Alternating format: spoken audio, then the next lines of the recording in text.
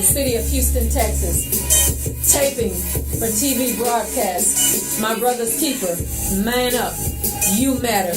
And we have live in the studio none other than Pastor Christopher McKinney. Hey there. I'm so happy to have you grace the platform with me, man of God. Amen. We're going to go ahead and get this party started. You ready? Yeah, we're going to let God get some glory. How about that? I'm ready.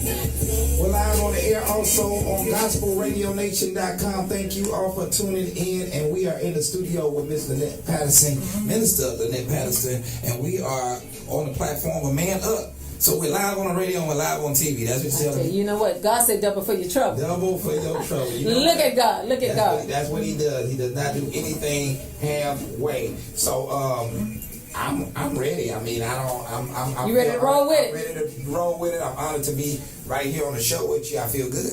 All right, good. Well, once again, we just want to thank God for the opportunity. He allowed us to tape live earlier on Gospel Radio Nation radio broadcast, and I tell you, we had some heavy hitters.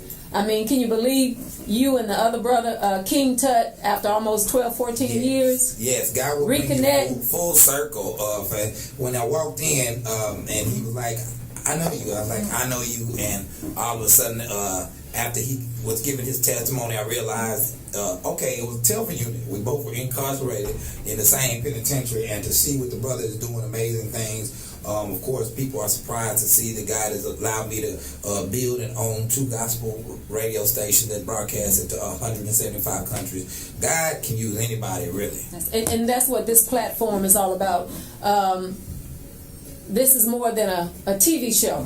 This is a platform. It's a platform so that we can let other brothers know that it matters not where you come from. Exactly. It matters not your circumstances. If you allow God the opportunity, to use you and to use what you've gone through, then he can build you a platform. He will build you a platform, and he'll build a platform based upon what it is that you've been through. I mean, your testimony will be your bricks, your pain will be your mortar. I mean, and he will build a platform just for you. Okay, with that said, not too many people know, the history of even how Pastor Chris came into radio. So if you don't mind, share your story with us. Well, it's odd that the radio station is here on Fondren. I grew up right here on Fondren. I'm 44 years old now. I was born in Chicago. My mother moved my sister, my brother, and I here to Houston when I was around 8 years old because she was in the Air Force. I grew up and I started DJing at the skating ring right down the street when I was 13 years old. Really? Okay, so I started DJing and I did the DJ thing until I was 19, and I got a job at Magic 102 Jams. They started an AM station, all rap music, and I was already in the 102 posse, and so I began to be an air personality at the age of 19 here in Houston on KMJQ. What's known as Magic 102, one of the largest urban stations ever in America, and I was blessed to start off like that. Of course, I had my trials and tribulations, what took me away from radio, and I told God I really wanted to get back into radio, but because you can't get an apartment when you're a felon. You can't get an apartment in your name when you're a felon. So, let alone broadcast over a P1 station. Well, let us back up for a minute. How did you get a felon? Well, how I got a felony was I was doing too much. A lot of young men in our community. Sometimes everybody that's doing things ill, and y'all got to take this with a grain of salt. Everybody that's doing the illegal things, they're not necessarily a bad person. That's the point we want to really put out there. Realize that we don't realize that there's no thin line. Okay. If I could just be blunt, when you're in the game, you're in the game. I don't care if you selling kilos or dime sacks of weed. If you're in the game, you're in the game. Everything that the dude that's moving kilos is susceptible to, you're susceptible to. And so I had a weed house, and 2 guys tried to run in and rob me. They put me at gunpoint. I began to fight with one of them. The other one ran. I got the pistol from one, and I shot him 5 times with his own gun. Oh my God. So I ended up getting blessed, if you can call it a blessing, which it is. Some people won't call it a blessing. Everybody says self-defense. It was his own gun. Yeah, you're right. But I ended up with a 10-year sentence. I made first parole. I did 5 years, 7 months. So on my record, even today, Pastor Chris has a first-degree murder on my record. So I got out in 2003, and of course, I definitely wanted to live a better life closer to God when I got out. I had studied the Word so much during my incarceration, and people talk about this jailhouse religion, and I'm telling you something, that jailhouse religion is better than some of this out here. Okay, I'm talking about the worship, the praise, the study. Well, I believe, because I've gone into the prison units here in the the area, and the ones that I have come in contact with, they are truly sincere. Yeah. And I guess you can say, okay, they did everything else. Right. Why not try Jesus? Why not try? Why not try Jesus? And like you say, some of them are more adamant about that word and their belief, and they go hard once they come out. Right. Because they realize that God has given them another chance to man up. Right. And they realize that they do matter. So that's the difference. And the platform that we are creating here is to let that young man know that, hey, you know what? There's an alternative. Right. You don't have to sell drugs. There is an alternative, and if you don't have anybody there to just tell, sometimes it just takes for somebody to be there to tell you. Yeah. Somebody to be there to tell you, because I got out, and the day I got out of the penitentiary, my faith was strong. I mean, like Paul say, have strong faith, and I need to get people I need a lot of people to get rid of this misconception of the faith of a mustard seed, because that's not what the Bible says. When you tell people faith of a mustard seed, or faith like a mustard seed, you're making them think that their faith should be the size, real little bitty. But Paul is saying have strong faith, and what that text is really saying is, even though the seed looks small, a mustard bush is big. So even though your circumstances look like this, you know what it's going to end up being. And that's what we're talking about. But I didn't have that understanding when I got out. And I got out, and I let the world beat me down real quick. Couldn't get an apartment, couldn't get a job, couldn't do anything. And so, of course, I went right back to DJing in the clubs. I began to DJ at the strip clubs. I began to promote the strip clubs, manage the strip clubs, open my own after hours. My testimony, I always tell people, is I sold every pill except for birth control. I owned my own after hours. I didn't open till 2 in the morning. I sold illegal liquor, did not have a license, and I stayed open till 6, 7 in the morning. That's what I was doing just 3 years ago. Just 3 years ago. And it was because I felt like I could not go anywhere else, because the world will accept you with your felony. They don't care about your background. You know what I mean?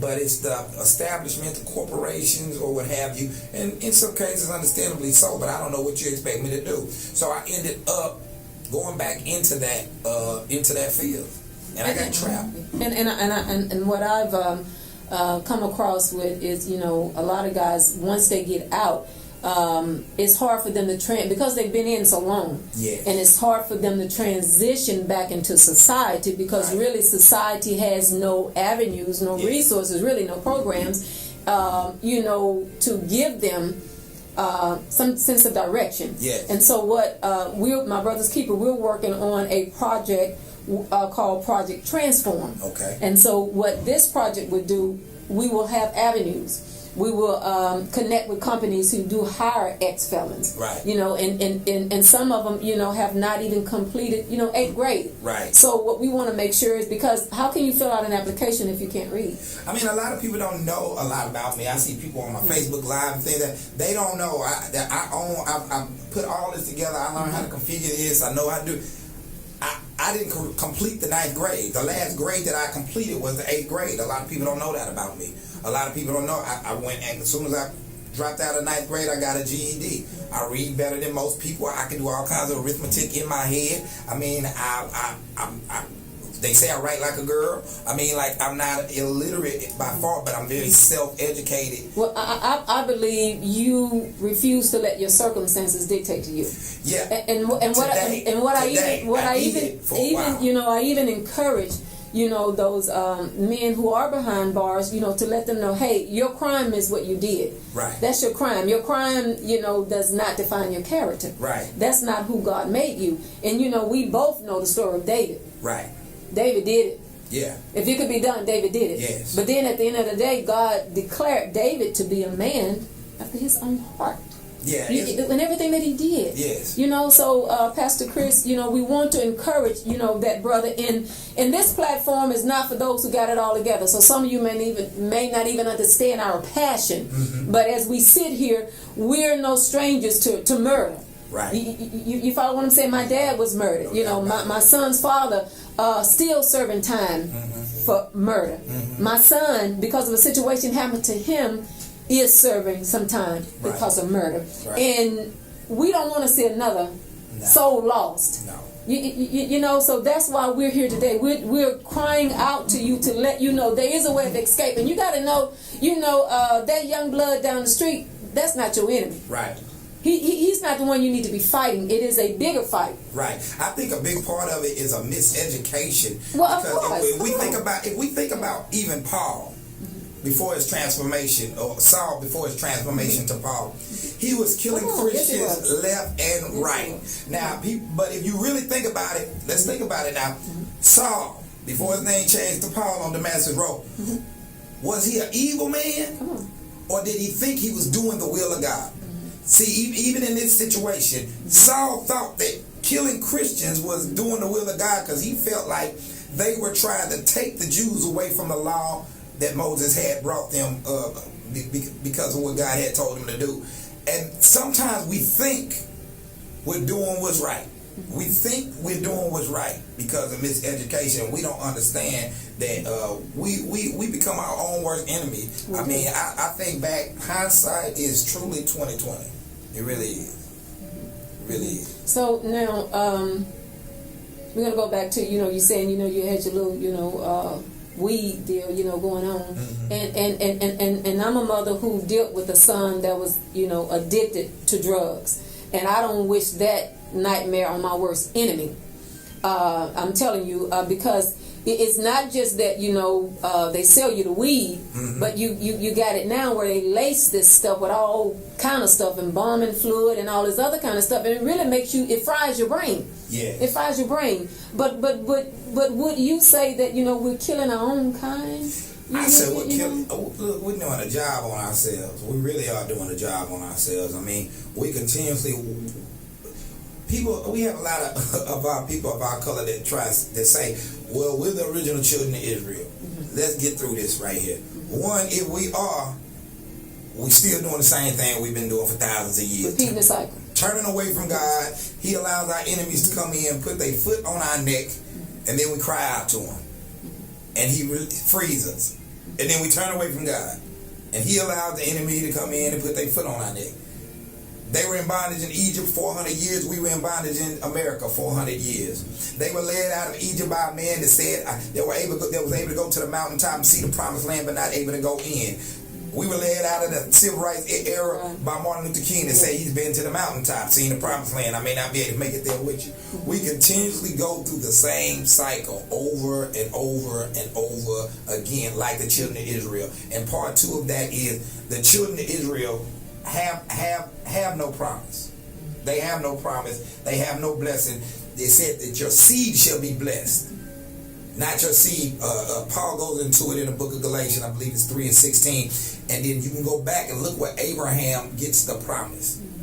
He said your seed, singular, should be blessed, and Paul defines it, and he says your seed, not your seeds meaning many, but your seed meaning one, being Jesus Christ.